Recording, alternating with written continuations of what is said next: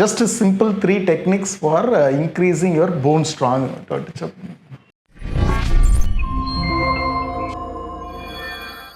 நிறைய பேர் கேட்குறது ஸ்ட்ராங் போன்ஸு எலும்பு வலுவாக இருக்கிறதுக்கு என்னென்னு 3 1 கால்சியமுக்கு பிரண்டை உளுந்தங்களி முருங்கைக்கீரை கேழ்வரகு வெத்தலை இதெல்லாம் எடுத்துக்கோங்க. சூப்பர் கால்சியம் முடிஞ்சது. செகண்டு கால்சியம் அட்லீஸ்ட் பார்த்தீங்கன்னா 1000 மில்லிகிராம் பர் டே தேவைன்னு சொல்கிறான். மென்னுக்கு உமனுக்கு ஜாஸ்தி வேணும் 1200 சொல்கிறாங்க. ஏஜ் ஆக இன்னும் ஜாஸ்தி தேவைன்னு சொல்கிறாங்க. நான் சொல்கிறது வந்து 19 வயசுலேருந்து நான் 50 வயசுக்குள்ளே ஐ திங்க் மெனோபாஸ் ஏர்லி ஆச்சுன்னா ஒன்று லேட் ஆச்சுன்னா ஒன்று பீரியட்ஸ் அது ஒருத்தருக்கும் மாறும். பட் இன் ஜென்ரல் உமனுக்கு வந்து 1200 மில்லிகிராம் முடிஞ்சுது.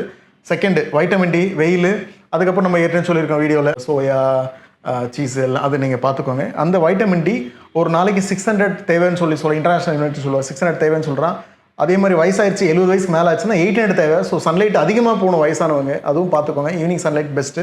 காலை வெயில் கழுதைக்கு மாலை வெயில் மனிதக்குன்னு எழுதுறான். ஸோ மார்னிங் சன்லைட்டு வேண்டாம், ஈவினிங் சன்லைட்டு இளவில் உடம்புக்கு ஆபத்துன்றாங்க. ஸோ முடிஞ்சது. வைட்டமின் டி செகண்டு 600 வயசானவங்களுக்கு 800 மேலே தேவைன்னு சொல்கிறான். முடிஞ்சது. ஸோ சன்லைட் போங்க. ஈவினிங் ஒரு அட்லீஸ்ட் ½ hour தாராளமாக போதும். தேர்டு வந்து பார்த்தீங்கன்னா எக்ஸசைஸு, ஜாகிங்கு, கிளைம்பிங் அப் ஸ்டேர்ஸ், படிக்கட்டு ஏறதெல்லாம் இறங்குறது. பட் வயசாகும் போது அந்தளவுக்கு ஸ்ட்ரெயின் பண்ணாதீங்க. இல்லை வாக்கிங்கு, இல்லை இது வந்து நல்ல ஹெல்த்தி போன்ஸை வந்து உருவாக்குதுன்னு சொல்கிறான். வெயிட் பேரிங்கில் எக்ஸசைஸ் எல்லாம் எடுத்தோடனே ஸ்டார்ட் பண்ணாதீங்க. ஜிம் போகிற எல்லாருக்கும் கேளுங்க, யாருக்காவது ஒருத்தர் வலி இருக்குது எங்கேயாவது ஒன்று பிடிச்சிக்குதுன்னு சொல்லுவாங்க. ப்ராப்பர் வார்ம் போயிடும். So strengthening exercise. 3 கால்சியம் சொல்லிட்டேன், பிரண்டை உளுந்தங்களி முருங்கைக்கீரை கேழ்வரகு வெத்தலை இதெல்லாம் எடுத்துங்க. வைட்டமின் டி வெயில் சொல்லிட்டேன். தேர்டு வந்து எக்ஸசைஸு.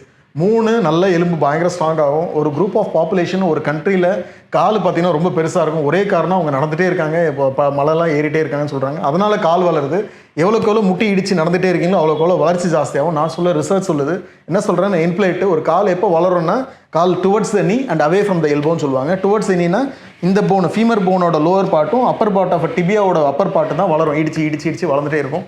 ஸோ எவ்வளோக்கு எவ்வளோ நடக்கிறீங்களோ அவ்வளோக்கு எவ்வளோ முட்டி வளரும், எவ்வளோக்கு எவ்வளோ வெயிட்டு தூக்குறீங்களோ அவ்வளோக்கு எவ்வளோ கை வளரும். ஸோ அது வந்து சின்ன புள்ளிலேருந்தே பண்ணணும். எடுத்தவொடனே நீ நடந்துட்டேன் ஒரு 25 30 40 வயசு ஆகிப்போச்சு, இன்றைக்கி நடக்கிறேன் எனக்கு கால் வளருமானா நெட்பிளேட்டோட க்ரோத்தில் நின்றும். So just simple 3 techniques for increasing your phone strong.